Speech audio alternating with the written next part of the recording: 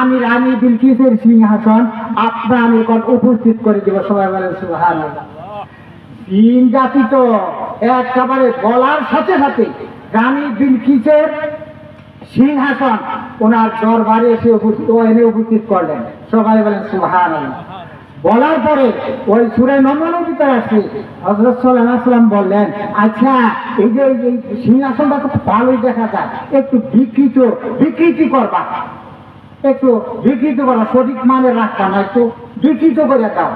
তাকে পরীক্ষা করবো তারই সিংহাসনটা কোন না, এটা সে ভ্রান্ত ধারণা করে নাকি, এটা আমরা পরীক্ষা করবো, যে একটু বিকৃতি করবা। এইরকম নিয়ত করে বলে দিল যে এটা বিকৃতি করবা। তখন হযরত সুলাইমান আসলাম কি করলেন, বিকৃতি তার যারা জিন আছে তারা বললো যে একটু বিকৃতি সঠিক মানে একটু ভাঙ্গা চোরা করে দিল, একটু সরাইয়া দিল, সঠিক মানের চেহারা না। ওই যে স্বর্ণপত্র তার লিয়াকত জহরতে তৈরি নানা রকম অবস্থা না, এইটাকে একটু বিকৃত করে দিল। দেওয়ার পরে রানী বিলকিস যাইতেছে, যাওয়ার পরে এক জায়গায় গেছে, তো ওনার ওই মেহরাবের নিকট যখন যাবে, তার দরবারে যাবে, তার আখ্যান দিয়ে সত্য কাছে নিয়ে দেখা যায়, সত্য কাছে নিয়ে দেখা যায়। দেখার পরে হযরত রানী বিলকিস করতেছেন কি, উনি কাপড় দেখে একটু উপরের দিকে উড়ে গেছে, যে পানির মধ্যে চৌকের নামবো। রানী বিলকিস কি করতেছে, পানির মধ্যে কেমন করে নামবে এই জন্য কি করতেছে, একটু কাপড় উপরের দিকে উড়ে গেছে। অন্য লোক যারা আছে না, অন্য জিন আছে, তারা বলতেছে না তার কোনো লোমও দেখা যায় না, বুঝলেন নাই, সারাহীন তার কোনো লোমও দেখা যায় না, তো ওই রকম না। রানী বিলকিস তার নির্দিষ্ট প্রাসাদে যাওয়ার পরে উনি তার ব্যবহারে তুষ্ট হইয়া ইসলাম ধর্মে দীক্ষিত হলেন। সবাই বলেন সুবহানাল্লাহ। আল্লাহ রাব্বুল আলামিন কত ক্ষমতার অধিকারী। আমি যে কোরআন শরীফ থেকে আল্লাহ আয়াতখানা তেলাওয়াত করেছি, আরেকটা আয়াত আপনাদের সামনে উপস্থাপন করব। আল্লাহ রাব্বুল আলামিন কোরআন পাকে বলতেছেন, ফামা সাকালাত মাওয়াজিনা ফাউলাইকা হুমুল মুফলিহুন। সূরাতুল মুমিনুন। আল্লাহ রাব্বুল আলামিন বলেন, এমন একটা দিন হবে যেদিন নাকি মানদণ্ড কায়েম হবে, মিজান কায়েম হবে। পাপ কোনো দেখা যায় গো, আমরা দেখতে পাই না না না, এইটা কিন্তু ওজন করার একটা মানদণ্ড আছে, একটা মাপার একটা যন্ত্র আছে, যা তার নাম হলো কি মিজান। মাপার বায়ু মাপার জন্য যন্ত্র আছে না, এই তারপর জ্বর মাপার জন্য যন্ত্র আছে না, তো বায়ু মাপার জন্য এরকম মানদণ্ড কায়েম করেছেন। আল্লাহ রাব্বুল আলামিন বলেন, যেদিন নাকি পাপ পণ্য ওজন করার মতো একটা মানদণ্ড কায়েম হয়ে যাবে, ওই দিন যাদের পাল্লাটা কি হবে,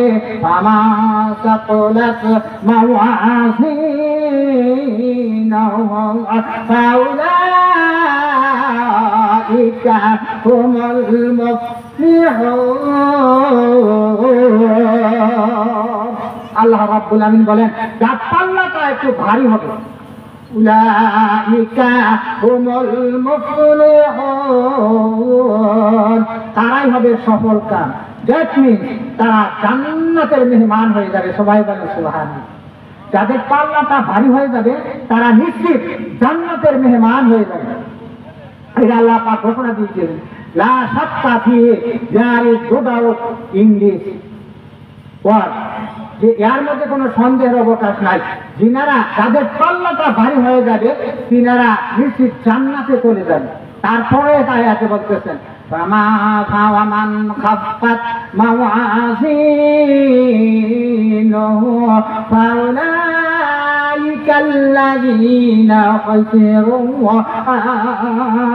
আনফুসাহুম ফি জাহান্নামা খালিদুন। আল্লাহ রাব্বুল আলামিন বলেন, যার পাল্লাটা হালকা হবে, হ্যাঁ, উলাইকাল্লাযীনা খাসিরু, তারা নিজেরাই নিজেদের ক্ষতি সাধন করেছে, তারা জাহান্নামের মধ্যে অনন্তকাল দগ্ধ হতে থাকবে। তারপরে আয়াতে আল্লাহ তাআলা বলতেছেন, তালফাহু উজুহাহুমুন নার ওয়া হুম ফিহা কালিহুন। ওই সমস্ত লোকগুলা জাহান্নামের অগ্নিতে দগ্ধ হতে হতে বিভৎস আকার ধারণ করবে, সঠিক মানের চেহারা থাকবে না। তাফসীরে মারিফুল কোরআনে আসে, কালিহুলের ব্যাখ্যা এইরকম ভাবে করতেছেন যে মানুষের দুইটা ঠোঁট থাকে না গো, উপরে একটা নিচে একটা। ওই তাফসীরে মারিফুল কোরআনে আসে যে কালিহুলের ব্যাখ্যা এইরকম ভাবে করতেছেন, উপরে ঠোঁটটা উপর দিয়ে গড়াইয়া পিছনের দিকে ঝুলতে থাকে, আর নিচের ঠোঁটটা পা পর্যন্ত গড়িয়ে পড়বে। আর মুখের মধ্যে উহুদ পাহাড়ে বড় বড় দন্ত থাকবে, বুঝতে পারছেন? বড় বড় দন্ত থাকবে। তাহলে কি রকম চেহারা হবে? নিজের বিবেককে প্রশ্ন করলে বুঝতে পারবেন, জানতে পারবেন, উপলব্ধি করতে পারবেন যে উপরে ঠোঁটটা দিয়ে পিছন দিকে ঘুরিয়ে পিছন দিকে ঝুলতে থাকে, আর নিচের পাটা পা পর্যন্ত গড়িয়ে পড়ে, আর মুখের মধ্যে যদি উহুদ পাহাড়ে বড় বড় দন্ত থাকে, তাদের চেহারা কিরকম দেখা যাবে গো? কি রকম দেখা যাব? আল্লাহ রাব্বুল আমিন বলেন, তালফাহু উজুহাহুম নারু ওয়া হুম ফীহা কালিহুন। জাহান্নামের অগ্নিতে দগ্ধ হতে হতে তাদের চেহারা বিভৎস আকার ধারণ করবে, সঠিক মানের চেহারা থাকবে না। আল্লাহ রাব্বুল আমিন সূরা হজ্জের ভিতরে আল্লাহ তাবারক তাআলা বলেন, কোরআনের কথা বুঝেন না, আল্লাযীনা কাফারু কুত্তিয়াত লাহুম সিয়াবুম মিন নার ইউসাব্বু ফাওকা রুউসিহিমুল হামীম। আল্লাহ রাব্বুল আমিন বলেন, ওই সমস্ত বান্দাদেরকে যারা জাহান্নামী হয়ে যাবে, তাদের জন্য আগুনের পোশাক তৈরি করে রেখে দিয়েছেন। আগুনের পোশাক তাদের জন্য তৈরি করে রেখে দিয়েছেন, আগুনের পোশাক তাদেরকে পরিয়ে দিবেন।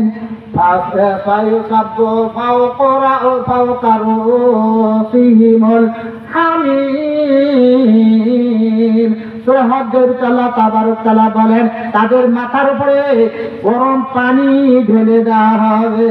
ইউসাব্বু মিন ফাওকি রুউসিহিমুল হামীম, তাদের মাথার উপরে গরম পানি ঢেলে দেওয়া হবে। একে তো গরম ওই আগুনের পোশাক পরিধান করছে, আর গরম পানি মাথার উপরে ঢেলে দিয়েছে। সূরা হজ্জের আল্লাহ তাআলা বলেন কি অবস্থাটা হবে?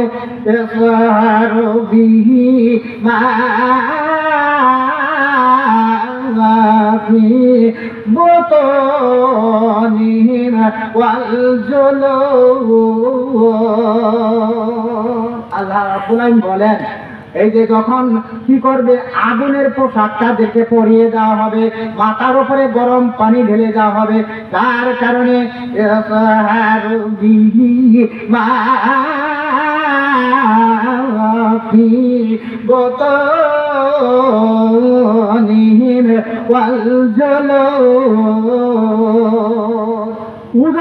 সব কিছু গলে গলে গুহ্যদ্বার বের হতে থাকবে, গুহ্যদ্বার বের হতে থাকবে, সমস্ত কিছু গলে গলে, ওই পেটের মধ্যে সমস্ত কিছু গলে গলে গুহ্যদ্বার বের হতে থাকবে। আল্লাহ রাব্বুল আলামিন বলেন, ওয়ালাহুম মাকামিউ মিন হাদীদ। আল্লাহ রাব্বুল আলামিন বলেন, তাদেরকে শাস্তি দেওয়ার জন্য, আরো কঠিনতম আযাব দেওয়ার জন্য, আরো কঠিনতম শাস্তি দেওয়ার জন্য লোহার হাতুড়ি তৈরি করে রাখছেন। বড় বড় হাতুড়, এই দুইটাই মনে না, বড় বড় হাতুড় তৈরি করে রাখছেন তাদেরকে আযাব করার জন্য। একবার হাত করবে, অনেক অনেক দূরে চলে যাবে, অনেক গহ্বরে চলে যাবে, আবার ওখান থেকে চিমটা দৌড়াইতে আবার আঘাত করতে থাকবে। একে তো শরীরের মধ্যে পোশাক চলে আগুনে, মাথার মধ্যে গরম পানি ঢেলে দেওয়া হবে, আর ওই যে বড় হাতুর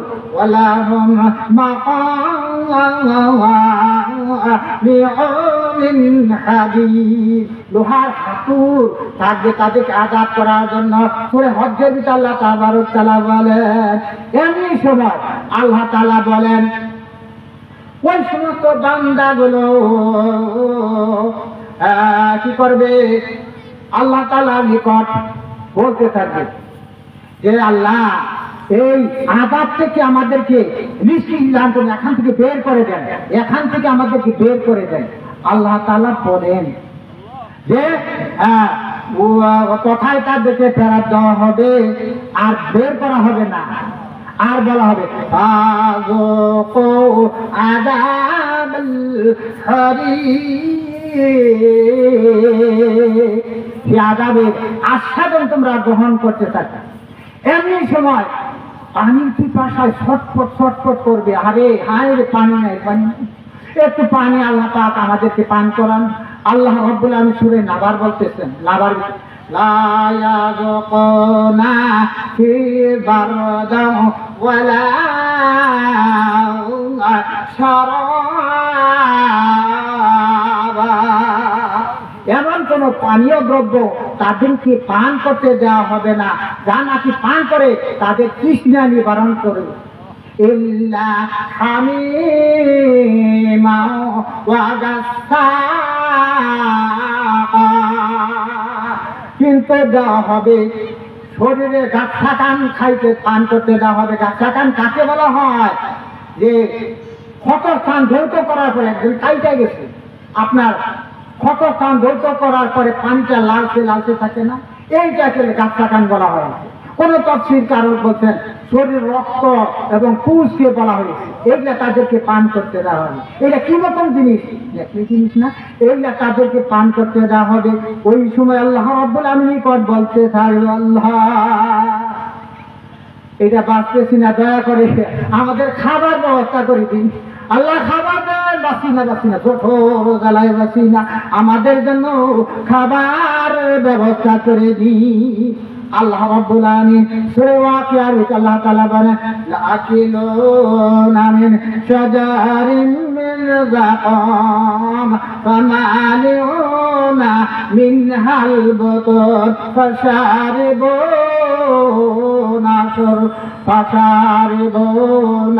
শুরবাল হিম হাযা নুজুলুহুম ইয়াউমাদ্দিন। সূরা ওয়াকিয়ার ভিতরে আল্লাহ তাআলা বলেন লাকিলুনা মিন শাজারিন যাকাম, এই যখন নাকি খাদ্য প্রার্থনা করবে তখন তাদেরকে পঞ্চকময় কাঁটাযুক্ত বিষাক্ত কাঁটা এইটা তাদের খাইতে দেওয়া হবে। ও বাবা রে, এত বিষাক্ত কাঁটা এইটা তাদেরকে খাইতে দেওয়া হবে। লাকিলুনা মিন শাজারিন যাকাম, বিষাক্ত কাঁটা ওই বান্দাকে খাইতে দেওয়া হবে। ফামালিউনা মিনহাল বুতুন, পেট ভরে উদর পূর্ণ করে তারা খাইবে।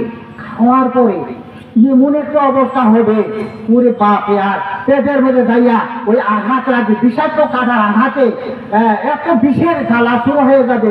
তখন বলতেছে আল্লাহ বিষের জ্বালা সহ্য হয় না, দয়া করে এই বিষটা একটু কমাইয়া দেন, একটু আমাদেরকে অবস্থাটা খারাপ হয়ে গেছে কমাইয়া দেন। আল্লাহ রাব্বুল আলামিন বলেন লা ইউখাফফাফু আনহুমুল আযাবু ওয়ালা হুম ইউসাবুন, তাদের আযাবটা একটু লাঘব করানো হবে না। ওয়ালা হুম ইউসাবুন, তাদের সাহায্যকারী ওই মধ্যে কেউ হবে না, ওই দিন সাহায্যকারীও কেউ হবে না। লা ইউখাফফাফু আনহুমুল আযাবু ওয়ালা হুম ইউসাবুন, তাদের সাহায্যকারীও কেউ হবে না। তখন তারা বলতে থাকবে আল্লাহ বাঁচতেছি না, দয়া করে একটু ব্যবস্থা করে দিন, একটু ব্যবস্থা করে দিন, আমার মৃত্যু দেন। আমরা এখন মরে যাই, মরলে পরে একটা কেউ জিজ্ঞাসা করবো না, কেউ বলতে পারবো না লা ইয়ামুতু ফীহা ওয়ালা ইয়াহইয়া, তারা মৃত্যু হবে না, জীবিত থাকবে না, এইরকম অবস্থা তাদের হতে থাকবে, এইরকম অবস্থা হতে থাকবে। আল্লাহ রাব্বুল আলামিন যখন ওই সমস্ত বান্দাগুলো হাদিস পাকে আসে খাদ্য প্রার্থনা করবে, আরো কি বলতে থাকবে যে আমাদেরকে এমন একটা পানির মধ্যে ফেলেন যে আমরা যেন শান্তি বোধ করতে পারি। হাদিসের মধ্যে আসে এমন একটা ওই সাপ বিচ্ছু তার সমস্ত বিষ একত্রিত করে একটা জায়গার মধ্যে একটা দরিয়া, গাছটার নামক দরিয়া, সমস্ত বিষ যতগুলো আছে এই বিষের একটা দরিয়া, খালি পানির মতো দেখা যায়। এই বিষের দরিয়ার মধ্যে বলতে যাও যাও যাও, এই দরিয়ার মধ্যে তোমরা ঝাঁপ দিয়া যাও, পানি গ্রহণ করো, শান্তি তোমরা পেতে থাকো।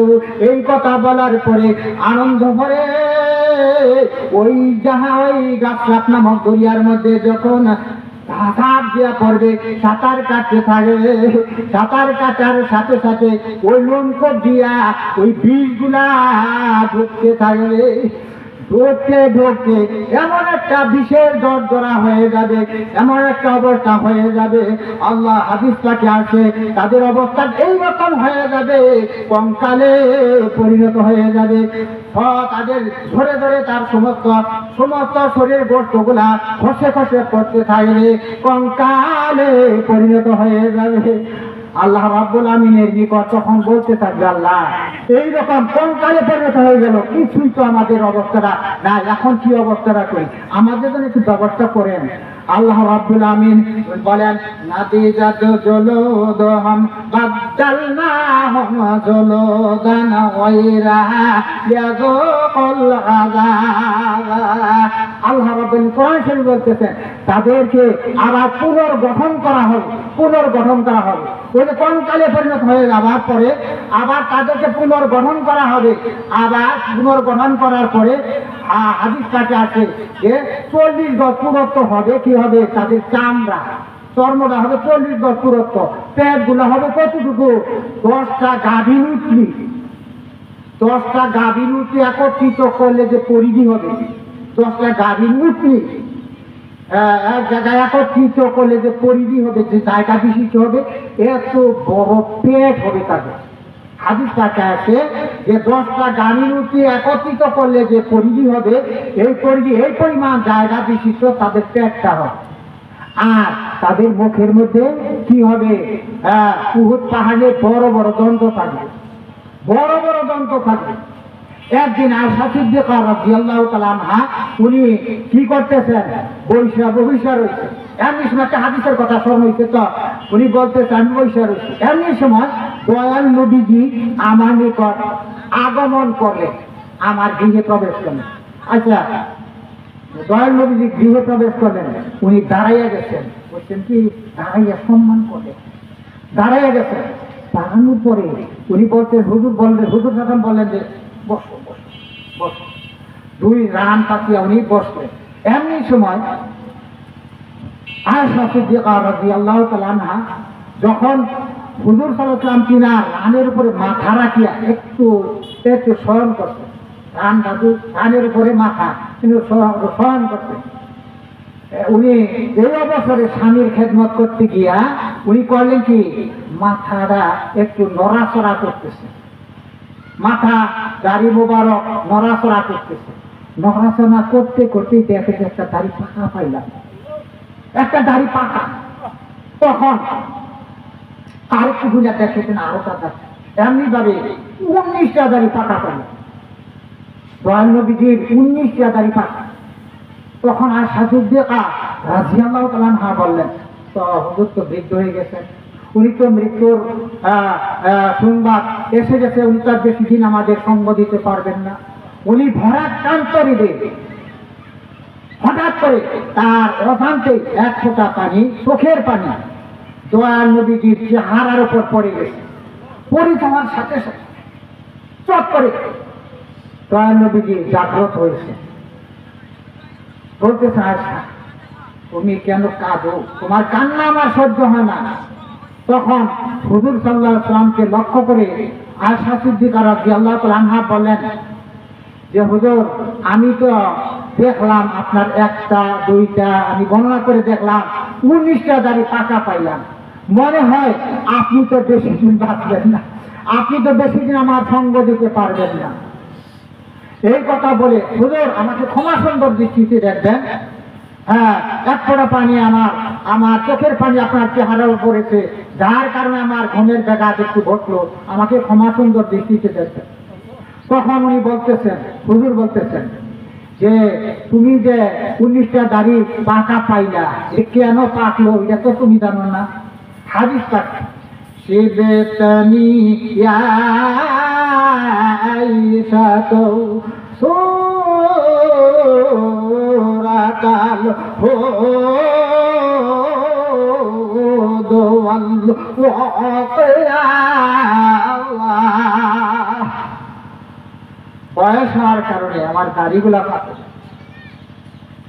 সূরা শিবতানি ইয়া আয়েশা তো সূরাতাল হুদ ওয়াল ওয়াকিয়া। হুজুর সাহেব বলেন পয়সারে জেনে রাখো, শুনে রাখো, আমার বয়স হওয়ার কারণে আমার দাড়িগুলা পাকে নাই। সূরাতুল হুদ ওয়াল ওয়াকিয়া এই দুইটা সূরা তেলাওয়াত করতে করতে পড়তে পড়তে আমার দাড়িগুলা পেকে গেছে গো আয়েশা। এই দুইটা সূরার মধ্যে এই জাহান্নামের বর্ণনা বেশি বেশি দেওয়া হয়েছে, আর ওই কিয়ামতের বর্ণনা বেশি বেশি দেওয়া হয়েছে। আমি জাহান্নামের অবস্থা পড়তে পড়তে এই দুইটা সূরা তেলাওয়াত করতে করতে আমার দাড়িগুলা পেকেছে, বয়স হওয়ার কারণে আমার দাড়িগুলা পাকে নাই। সে বেতানি ইয়া আয়েশা তো সূরাতাল হুদ ওয়াল ওয়াকিয়া, বয়স হওয়ার কারণে আমার দাড়িগুলা পাকে নাই। একমাত্র এই দুইটা সূরার মধ্যে জাহান্নামের বর্ণনা বেশি বেশি পড়ছি, এই পড়তে পড়তে আমার দাড়িগুলা পেকে গেছে ভয়ের কারণে। এই জাহান্নামের বর্ণনা পড়তে পড়তে পড়তে পড়তে আমার এই দাড়িগুলা পেকে গেছে। সূরাতুল হুদ ওয়াল ওয়াকিয়া, সূরা হুদ আর ওয়াকিয়া এই দুইটা সূরা পড়তে পড়তে আমার দাড়িগুলা পেকে গেছে। তখন আয়েশা সিদ্দিকা রাদিয়াল্লাহু তাআলা আনহা বললেন আচ্ছা বলেন তো হুজুর আমি 3টা প্রশ্ন করব, আপনি দয়া করে উত্তর দিবেন। আচ্ছা জাহান্নামী যারা হবে তাদের চর্মগুলা কতটুকু পরিত্য হবে, আর দাঁতগুলা কত বড় হবে, আর পেটটা কত বড় হবে, এইটা জিজ্ঞাসা করেন। তখন হুজুর সাল্লাল্লাহু আলাইহি ওয়াসাল্লাম আয়েশা সিদ্দিকা রাদিয়াল্লাহু তাআলা আনহাকে লক্ষ্য করে বলতেন হে আয়েশা শুনে রাখো, জেনে রাখো, যারা জাহান্নামী হবে তাদের পেটটা হবে 10টা উটনি গাভী উঠে একত্রিত করলে যে পরিধি হবে এই পরিমাণ জায়গা বিশিষ্ট হবে জাহান্নামীদের পেট, আর তার চর্ম থাকবে 40 গজ পুরুত্ব, আর দন্ত থাকবে উহুদ পাহাড়ে বড় বড় দন্ত থাকবে। এইরকম অবস্থাটা হবে। ওই যে বলতেছিলাম যে যখন নাকি ওই যে তারা কঙ্কালে পরিণত হয়ে যাবে এমনি সময় ওই সমস্ত লোকরা বলতে থাকবে আল্লাহ বুঝতেছি আমাদেরকে এই থেকে নিষ্কৃতি দান করুন। তখন আল্লাহ পাক বলেন ওয়ানাদি জাদজুলুদুম বাদদালনাহুম জুলুদান গায়রাহা ইয়াযুকুল আযাবা। আল্লাহ পাক বলেন কোরআনের মধ্যে বলছেন যে তাদেরকে আবার পুনর্গঠন করা হবে, আবার ওই রকম তাদেরকে ওই যে 10টা উটনি গাভী উটনির পরিমাণ বড় পেট হবে, 40 গজ পুরুত্ব হবে তাদের চর্ম, আর এইরকম ভাবে তাদের পুনর্গঠন করার পরে আবার তাদের শাস্তি করা হবে। আল্লাহ এই তো বা বুঝতেছি আমি শান্তি পাইতেছি না। তখন আল্লাহ পাকে বলতেছেন যে আল্লাহ এই যে এইটা থেকে একটু নিষ্কৃতি দেন, যে তোমাদের নিকট কি নবী রাসূলগণ যান নাই? তখন তোমাদের নিকট কি নবী রাসূলগণ যান নাই? তিনার উত্তর সরি কি কাজা তিনারা যান নাই। জাহান্নামের বর্ণনা পড়তে তোমাদের নিকট বিশদভাবে ব্যাখ্যা করে জাহান্নামের বর্ণনা কি তোমাদের নিকট উপস্থাপন করেন নাই? এইরকম বলবে হা আলু বালা হা বলেছি ওয়ালাকিন হাক্কা, তাদেরকে আমরা মিথ্যা সাব্যস্ত করেছিলাম। এই কথাগুলো বলতে থাকি। দেখছেন আরেকটা কথা আছে সূরা হাক্কার ভিতরে আল্লাহ তাআলা বরকত বলে ওই জাহান্নামী যারা হবে তাদেরকে আর এইভাবে ঘোষণা দিয়ে দিবে। আল্লাহ তাআলা বলেন খুযূহু ফাগুল্লাহু সুম্মাল জাহিমা সাল্লাল্লাহু সুম্মা ফি সিলসিলাতিন সাবউনা যিরাআন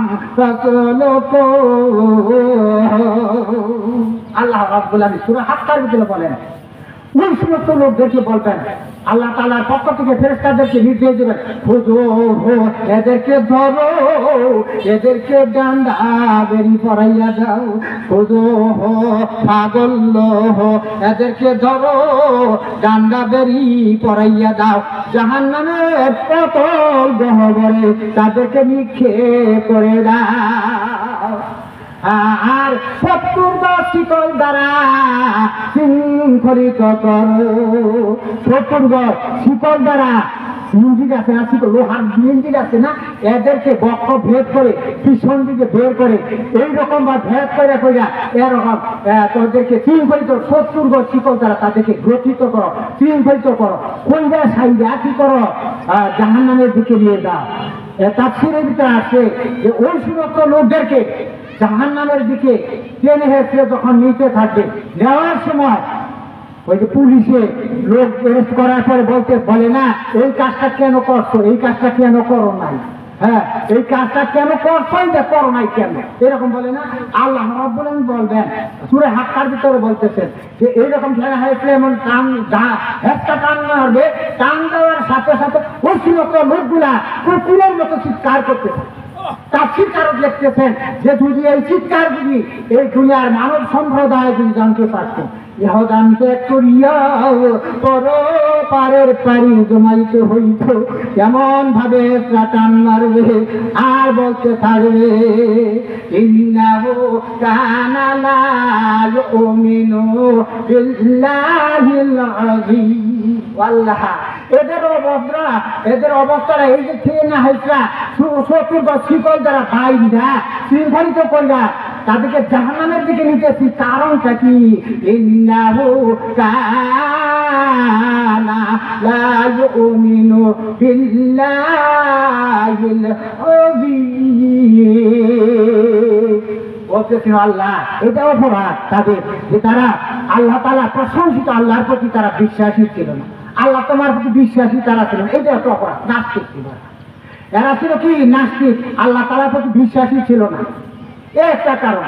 আরেকটা কারণ হলো ওয়ালা ইয়াউদ্দু আলা তুআমিল মিসকিন, তারা নিজেরা অন্ন দান করতো না, আরেকজনকে অন্ন দান উৎসাহ প্রদান করতো না, নিজেরা দান করতো না, আরেকজনকে দান করার উদ্বুদ্ধ করতো না। এইটা তাদের অপরাধ। ওয়ালা